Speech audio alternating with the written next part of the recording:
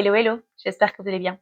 Avant de commencer la vidéo, n'oubliez pas de liker et de vous abonner si ce n'est pas encore fait. Plusieurs fois par an, c'est important de faire un petit check sur sa situation financière, sa situation professionnelle et surtout de voir en fait si on est vraiment sur le right track, si on est en route en fait vers les objectifs qu'on s'était fixés. Quelles sont les choses que vous pouvez mettre en place pour améliorer vos finances et votre situation professionnelle? Je vais vous lister ici plusieurs choses que vous pouvez faire, que vous pouvez intégrer afin de justement remettre un petit peu tout à zéro par rapport à votre situation, pas votre compte en banque, évidemment. Donc, de pouvoir repartir sur des bonnes bases et surtout de pouvoir avancer au niveau financier et au niveau professionnel.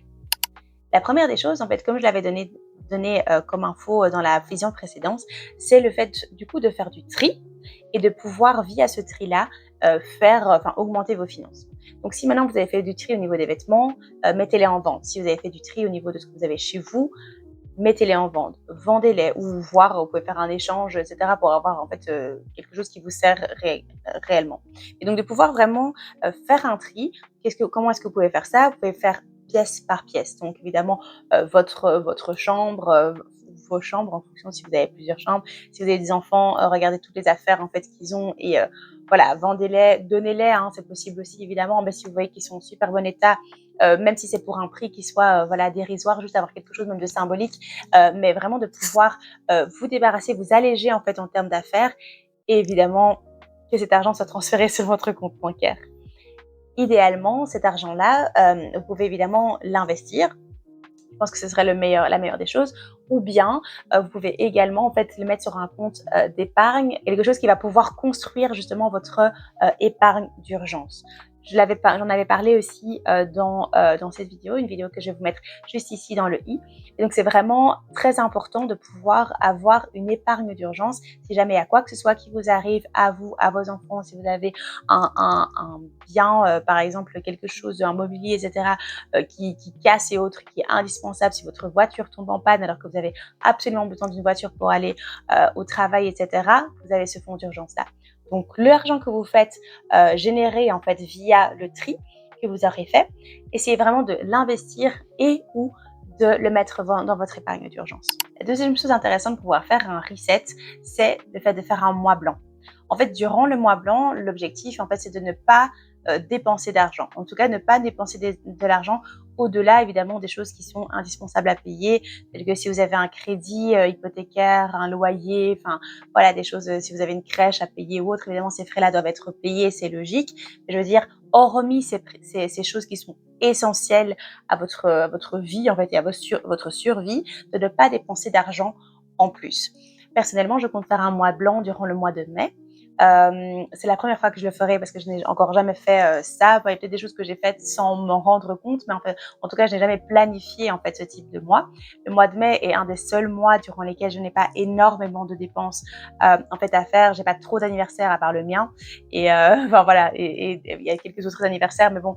Voilà, il n'y a pas énormément de choses prévues. Et donc, ce serait l'occasion vraiment de pouvoir limiter un maximum et de ne pas faire d'achats, que ce soit des achats voilà, de skincare ou des achats de vêtements, de chaussures, etc. Pas trop de restaurants, voire pas du tout en fait. Donc vraiment, l'objectif, c'est de faire un mois blanc. Donc, n'hésitez pas justement à pouvoir planifier ça en fait aussi dans votre reset. Je pense que en fait, pour vraiment se rendre compte des choses qui sont essentielles pour nous, en fait, et de voir en fait qu'est-ce qui nous manque, qu'est-ce qui en fait, devenir aussi un peu créatif et de dire ok, quelles sont les choses qu'en fait qui sont indispensables pour moi ou qui sont très difficiles pour moi de ne pas pour lesquelles c'est difficile pour moi de ne pas dépenser, pardon. En fait, idéalement, on revient vraiment à la base. En fait, on se challenge pendant. Alors moi, je vais faire un mois. J'appelle ça le mois. Enfin, on appelle ça le mois blanc. Mais ça pourrait être une semaine. C'est par exemple pour vous, vous voulez vraiment vous challenger pendant une semaine de ne pas acheter de nourriture dehors, de ne pas prendre de superflu, en fait, toutes ces choses qui sont littéralement superflues, de ne pas, si vous avez tendance à aller boire souvent des verres, etc., de ne pas dépenser là-dedans. Enfin voilà, de vraiment pouvoir vous fixer, je veux dire, idéalement un mois, mais si vous voulez essayer pendant déjà une semaine ou deux, de vous challenger là-dedans. Ça peut être aussi un mois blanc, du coup, mais pour certaines dépenses. Je sais qu'il y a des personnes, par exemple, qui font beaucoup de jeux, par exemple des jeux en ligne, etc. Et donc, ils dépensent de l'argent.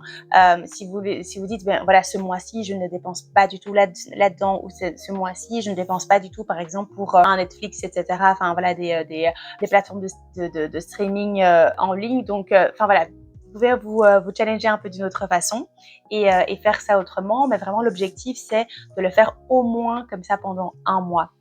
N'hésitez pas, si vous avez la possibilité, la capacité, la détermination de le faire plusieurs fois par an, de le faire aussi. Ça fait à chaque fois un petit reset en fait, et après on repart sur de meilleures bases.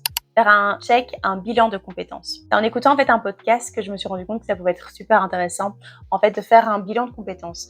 À un certain moment dans notre carrière, dans notre vie en fait, et lorsque j'ai écouté un podcast de la matrescence, enfin un épisode de podcast de la matrescence, que j'ai vu en fait cette idée en fait de ce concept de bilan de compétences. Je pense que c'est très français. Je ne pense pas qu'il y ait vraiment, enfin ça existe sûrement en Belgique aussi, mais j'avais rarement entendu ça et pourtant je suis dans le milieu du recrutement, donc j'entends quand même pas mal de choses. Mais je trouve que c'est intéressant en fait à un moment donné dans sa carrière, dans sa vie en fait, de faire une sorte de bilan de ses compétences, de voir quelles sont les choses dans lesquelles on est réellement doué, quels sont les talents en fait qu'on pourrait avoir. Il y a parfois, je pense, des choses qui sont totalement insoupçonnées, et quelles sont les choses en fait qu'on fait peut-être juste par habitude et qui ne sont pas spécialement quelque chose qu'on apprécie faire. Et en fait, le fait de faire un bilan de compétences, alors j'en ai pas encore fait, mais je planifie du coup d'en faire un, mais le concept, en tout cas, je le trouve très intéressant.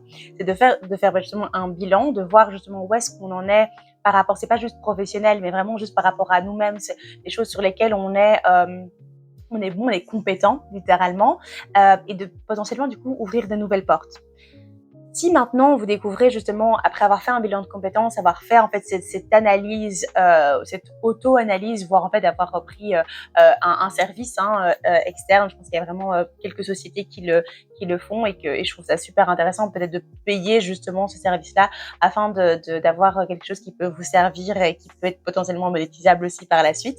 Mais donc en fait, quand on a fait ce bilan de compétences, de pouvoir justement analyser quelles sont ces compétences qu'on pourrait aussi potentiellement justement monétiser. Donc, qu'est-ce qui est monétisable? Qu'est-ce que vous aimez faire? Quelles sont les choses pour lesquelles vous êtes bon? Et quelles sont les choses qui pourraient potentiellement créer en fait un business, un service, un side hustle que vous pourriez faire? Évidemment, tout n'est pas question d'argent, etc. Mais je pense que c'est toujours intéressant.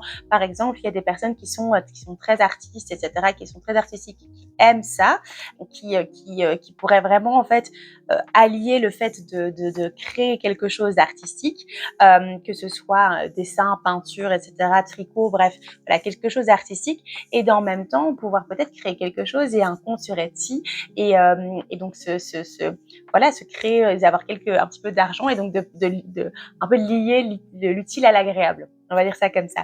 Dans ce cas-ci, l'agréable à l'utile. Ou dans cette période de reset, vraiment de refaire un check sur ses compétences pour pouvoir justement analyser quelles sont les choses pour lesquelles on pourrait créer une activité, et évidemment de passer à l'action. Le plus important après, c'est de passer à l'action. On a mis un petit peu de lumière parce que je pense qu'il fait tellement sombre dehors que on va plus me voir. Et il est midi. Alors, je jump du coup sur la prochaine astuce, qui est le fait de lancer une activité, un side hustle, comme on dit, à côté de son travail. Si vous travaillez. Si vous ne travaillez pas, que vous êtes étudiant, que vous êtes pensionné, que vous êtes, peu importe votre situation, de pouvoir justement lancer quelque chose en plus. Je pense que je l'avais déjà dit dans une vidéo, mais c'est tellement important d'avoir plusieurs sources de revenus, plusieurs carrières, entre guillemets, plusieurs choses, en fait, plusieurs ressources. C'est super d'être expert dans un domaine et de pouvoir vraiment délivrer en fait vraiment son expertise en telle et telle chose, mais en fait rien n'est jamais sûr. Donc dans un moment de reset où vous allez refaire un petit bilan de compétences, vous avez peut-être développé d'autres idées, etc., vous revenez à l'essentiel dans plein de choses, vous allez peut-être vous rendre compte que vous pouvez lancer telle et telle chose, ou que vous pouvez utiliser en fait telle compétence que vous avez et en faire quelque chose. Ici, c'est vraiment le moment où, quand vous êtes revenu un petit peu à zéro, on va dire ça comme ça, de se dire, là, j'ai rien, entre guillemets, à perdre. allons-y, je pars de zéro et je me lance dans quelque chose. Ça peut être très petit, hein. Ça peut être, je sais pas moi, vous adorez les enfants et vous faites du babysitting en plus. Ça peut être voilà quelques petits euros, hein. Ça peut être 20 euros par-ci par-là et en fait vous pouvez mettre cet argent de côté. Et ça peut être le fait de vous adorez les animaux, les chiens et autres et vous faites du dog sitting par exemple où vous allez promener les chiens, enfin ou d'autres animaux hein, dehors. Vous allez nourrir le chat d'un tel, etc. Enfin, il y a tellement de choses que vous pouvez faire. Si vous aimez faire de la photo, peut-être proposer des services en fait aussi qui soient peut-être beaucoup moins allez, les tarifs étaient beaucoup moins chers en fait et beaucoup moins élevés qu'un réel photographe, mais si ça peut dépanner justement pour une personne qui a besoin vite fait de photos et qui n'a pas les moyens par exemple de se payer un vrai photographe, enfin, il y a tellement de choses qui sont possibles, mais de vraiment vous lancer. Je pense que c'est un super moment, ce moment où justement on fait un petit reset, on regarde ok quelles sont les choses que je pourrais faire et de vous repartez quand même de zéro, donc allez-y, lancez-vous. Je vais vous faire une petite vidéo, là ce sera à mon avis la prochaine, d'idées en fait de choses que vous pouvez faire pour gagner un petit peu plus d'argent par mois, donc des idées de side hustle que vous pouvez faire, des choses que j'ai déjà faites, que j'ai déjà testées et des choses que je n'ai pas encore testées mais que voilà, je vous invite à faire ou dont j'ai entendu des chouettes témoignages en fait des personnes qui l'ont fait. Je ne dis pas que vous allez être millionnaire hein, avec ça.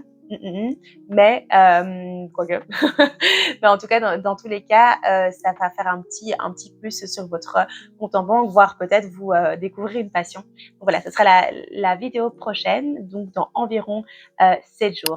Petite astuce supplémentaire, si vous faites un reset, que ce soit financier ou autre, de ne pas le faire seul. C'est toujours plus facile quand on a la motivation d'un groupe, qu'on a l'énergie d'un groupe ou juste d'un ami hein, en fait aussi. Un exemple concret que je pourrais vous donner, c'est en fait au travail, moi j'ai toujours tendance à ramener ma nourriture sur le temps de midi. Parfois je vais manger avec des collègues, mais en général j'aime bien ramener ma propre nourriture parce que aussi je sais ce qu'il y a dedans, etc. Et ça a motivé du coup un de mes autres collègues, il m'a dit bah oui c'est vrai en fait moi aussi à partir de demain je le fais. Et donc finalement on commence à se motiver en fait les uns les autres en disant ben voilà demain voilà et puis ah mais qu'est-ce que tu as ramené toi, ah tu as ramené ça, etc. Ou bien on partage un petit peu les choses, ah ben demain moi je ramène ça de la maison, je ramène ça de la maison. Donc en fait on se motive vraiment les uns les autres. Parfois on s'envoie des petits messages par exemple sur WhatsApp en se disant ben voilà toi t'as fait quoi, moi regarde j'ai fait ça, et pour vraiment se motiver. Parfois c'est ça aussi le truc, c'est que ma collègue va me dire ah mais tu sais j'ai pensé à toi parce que on s'était fixé 6000 pas par jour, et ben regarde ce que j'ai fait, je les ai atteints, je les ai même dépassés. Ou par exemple je suis sortie faire une balade justement pour m'activer un petit peu et au lieu de faire ça ben j'ai fait ça, au lieu de prendre la voiture j'ai pris le vélo, au lieu de enfin voilà on se motive vraiment les uns les autres. Et je trouve ça en fait essentiel pour plusieurs choses. Déjà premièrement si vous dites à votre collègue ou votre ami, votre frère, votre soeur, peu importe que vous allez faire telle chose, ben la personne va attendre un résultat. Et donc c'est beaucoup plus challengeant même pour soi-même d'avoir en fait cette crédibilité et le fait de pouvoir dire le lendemain t'as vu j'avais dit que j'allais le faire, je l'ai fait. Alors qu'en fait si vous êtes vous avec vous-même, en fait on se ment tellement, on se ment énormément à soi-même, on triche en fait avec nous-mêmes, ce qui est pas bien hein. Je veux dire il faut être voilà pouvoir aussi être en ligne aussi avec nos objectifs, mais c'est beaucoup plus facile de dire c'est pas grave Esther, t'inquiète pas, je le ferai demain.